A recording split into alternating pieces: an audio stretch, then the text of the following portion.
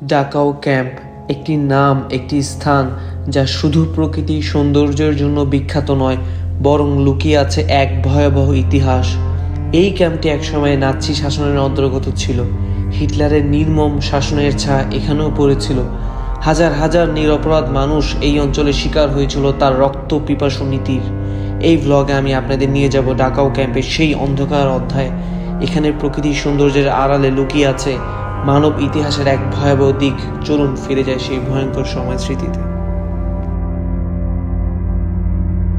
এটা হচ্ছে ডাকাও concentration camp. এটা অনেক বেশি বিখ্যাত কিছু কালো অধ্যায়ের জন্য। 1933 সালে নাৎসি শাসনের একটা কালো অধ্যায় স্থান ছিল এই ডাকাও কনসেন্ট্রেশন ক্যাম্প।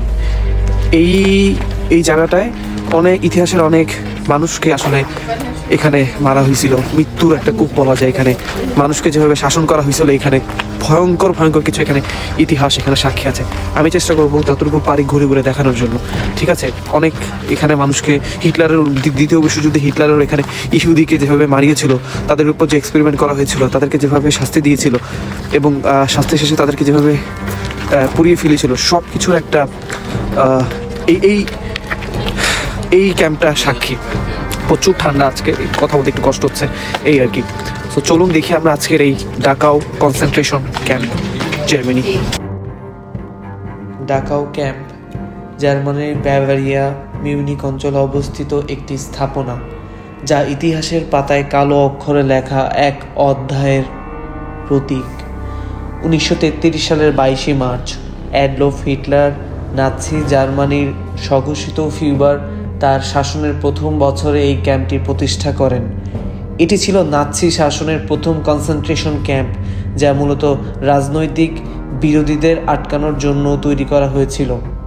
ডাকাও ক্যাম্প প্রথমে রাজনৈতিক শত্রুদের দ্বারা নির্মাণ করা হলেও সময়ের সঙ্গে সঙ্গে এটি পরিণত হয় নাৎসি শাসনের একটি কেন্দ্রীয় দাস, শ্রম এবং গণহত্যার স্থান। এখানে বন্দী করা হতো ইহুদি, কমিউনিস্ট, রোমা জনগোষ্ঠীর সমগামী, ধর্মীয় সংখ্যালঘু এবং অন্যান্য অপ্রীতিকর ব্যক্তিদের। 1933 থেকে 1945 সাল পর্যন্ত এই ক্যাম্পটি প্রায় 2 লক্ষ বন্দীর বসবাসের সাক্ষী ছিল, যাদের মধ্যে হাজার হাজার মানুষ মারা যান চরম নির্যাতন, অনাহার এবং পরিকল্পিত হত্যার কারণে। ডাকাও কনসেন্ট্রেশন ক্যাম্প শুধু বন্দীদের শারীরিক নির্যাতনের জন্য নয়, মানসিক নির্যাতনের জন্যও এটি কুখ্যাত ছিল। এখানে বন্দীদের দীর্ঘ সময় ধরে কঠোর পরিশ্রম করতে বাধ্য করা হতো এবং তাদের জীবনের ধারণের জন্য দেওয়া হতো ন্যূনতম পরিমাণ খাদ্য ও চিকিৎসা।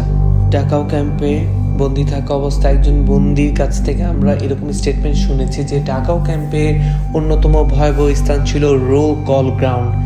সেখানে প্রতিদিন সকালে সন্ধ্যায় বন্দীদের আনা হতো এবং তাদের বাধ্য করা হতো দাঁড়িয়ে থাকার জন্য।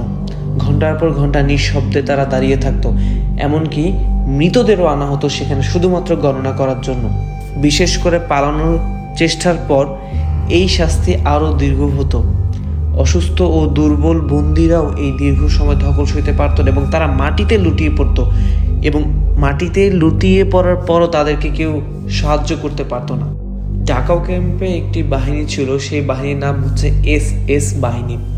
এই বাহিনীটা নিয়মকানুন ছাড়াই বন্দীদের উপর হামলা করত, বন্দীদেরকে বিভিন্ন রকম শাস্তি প্রদান করত, এমনকি তারা মৃত্যুদণ্ড পর্যন্ত কার্যকর করত। এখানে যে ছবিটা দেখতে পাচ্ছেন, এই ছবিটার মধ্যে একজন বন্দীকে নির্মমভাবে মারা হচ্ছে, এমনকি তারা মারতে মারতে মারতে মারতে বিনা দোষে তাদেরকে মেরেই ফেলতো। এইখানে একজন ব্যক্তিকে আপনারা দেখতে পারবেন, ব্যক্তিটি হচ্ছে ফিটস ডেজল। তিনি একজন বাভারিয়ার ল্যান্ডটাইগার কমিউনিস্ট পার্টির সদস্য ছিলেন, যাকে 1933 সালের 4 মে ডাকাও ক্যাম্পে নির্মমভাবে হত্যা করা হয় মাত্র 3 দিনের মাথায়। এই ব্যক্তিটি মৃত্যুর পর তার স্ত্রী ক্যাম্পে এসে তার এইসব জিনিসগুলা সংগ্রহ করে এবং পরবর্তীতে এটি মিউজিয়ামে সংরক্ষণ করা হয়েছে।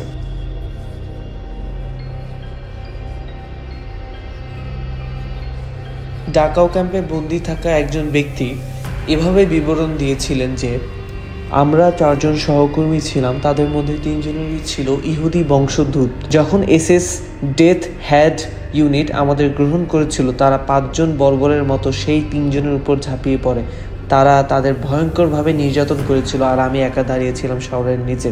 এই নির্যাতনের ঘটনা আমার জীবনে কখনোই ভুলব না।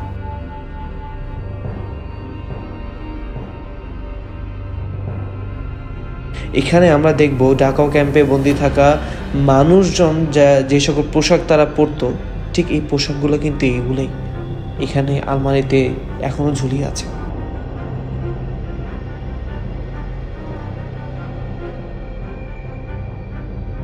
বন্দিরা তাদের নিজেদের মধ্যে চুল দাড়ি কাটতো, তারা নিজেরাই কাজটা করতো। এই সরঞ্জামগুলা দিয়ে তারা শেভ করতো, হাতের নখ কাটতো, চুল কাটতো, দাড়ি কাটতো ইত্যাদি। এখানে থাকা থালা বাসন, বাটি, প্লেট, চামচ দিয়ে তারা নিজেদের খাবারের জন্য প্রতিদিন ব্যবহার করত। ডক্টর দেউলিন কেটস, উনি ঢাকাও ক্যাম্পের একজন অন্যতম ডক্টর ছিল, কিন্তু উনি কোনো চিকিৎসা করতো না, বরঞ্চ উনি যারা অসুস্থ থাকতো তাদের দেখে আবার চলে যেত। তাদের আসলে কোনো রকম ট্রিটমেন্ট হতো না এখানে। কিন্তু আগেই মেনশন করেছিলাম ঢাকাও ক্যাম্পে থাকা বন্দীদের উপর মানসিক অত্যাচার করা হইতো। এসএস যেই দলটা ছিল তারা কোনো নিয়ম কানুন ছিল না, নিয়মতান্ত্রিকহীনভাবে তারা তাদেরকে মারধর করত। এই ব্যাপ্তি ছিল অন্যতম এক উদাহরণ। তারা বেত্রাঘাত করে বন্দীদেরকে অনেক মানসিক অত্যাচার করতো, এমনকি মেরেও ফেলা হতো এই বেত্রাঘাতের মাধ্যমে। বন্দীরা নিজেদের মধ্যে কমিউনিকেট করার জন্য তারা আলাদাভাবে একটি ভাষা তৈরি করে। তো এইখানে তাদের লেখাগুলো তাদের ভাষার কিছুটা জানান দেয় আমাদের, তারা কিভাবে কমিউনিকেট করতো এসএস গ্রুপের আড়ালে। ছবিতে থাকা ব্যক্তিটিকে অমানবিকভাবে নির্যাতন করে মেরে ফেলা হয়।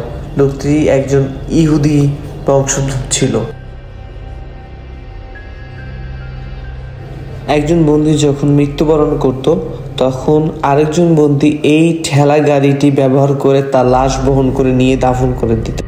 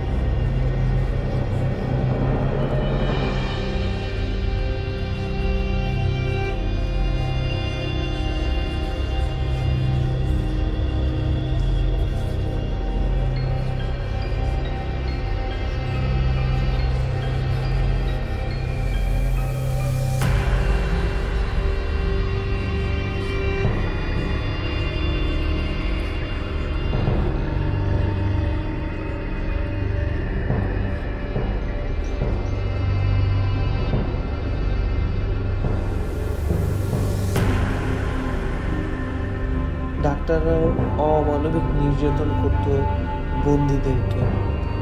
চিকিৎসার নামে তাদেরকে বিভিন্নভাবে মানসিক আঘাত করা হতো এবং এই সকল যন্ত্রপাতি তারা ব্যবহার করত।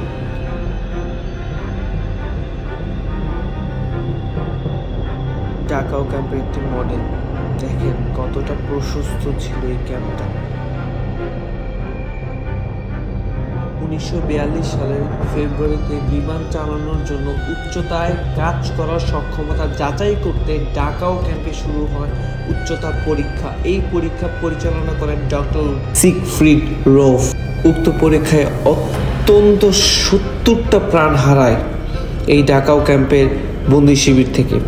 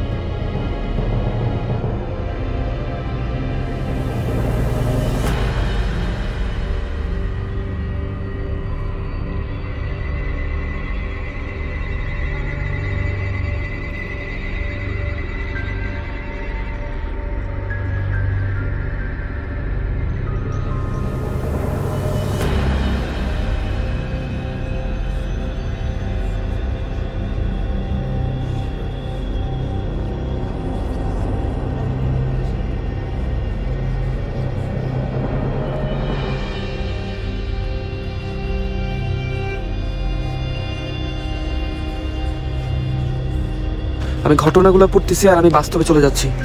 গা শিউরে ওঠার মতো একটা ঘটনা। নাৎসি শাসনে কি করুণভাবে জার্মানরা আসলে শাসন করছিল এবং কি করুণভাবে যারা কয়েদি ছিল তাদেরকে কি করুণভাবে তারা মানসিক অত্যাচার, শারীরিক অত্যাচার, কি বাজে বাজে এক্সপেরিমেন্ট করতো, এগুলা জাস্ট আমি পড়ে আমি হতবাক হয়ে গেছি। আমি সত্যি আমি খালি বইতে বিভিন্ন গল্পে কাহিনীতে আমি পড়েছিলাম, কিন্তু আজকে নিজ স্বচক্ষে এই জায়গাটায় আমি দাঁড়িয়ে আছি।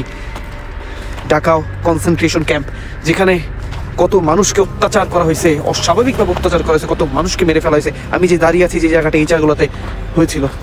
আশেপাশে কুয়াশায় আচ্ছন্ন, বাট আমার ভাবতেই খুব ভয় লাগতেছে এই জায়গাটা, যে এই জায়গাটা একটা সময় কালো অধ্যায় ছিল। 1913 থেকে 1935 সালে নাৎসি শাসন, যেটা খুবই ভয়ঙ্কর, খুবই ভয়ঙ্কর। দেখেন কত বড় ক্যাম্পটা, কত বড় ক্যাম্প। এই ক্যাম্পের মাঝখানে মানুষকে, তাদের কোনো ডেইলি রুটিন ছিল না, কিচ্ছু ছিল না। তারা জানে না আগামীকাল তারা বেঁচে থাকবে কি থাকবে না, তারা জানে না যে আগামীকাল তাদের সাথে কি হতে যাচ্ছে। খুবই বিভৎস এই ঢাকাও কনসেন্ট্রেশনটা, খুবই বিভৎস।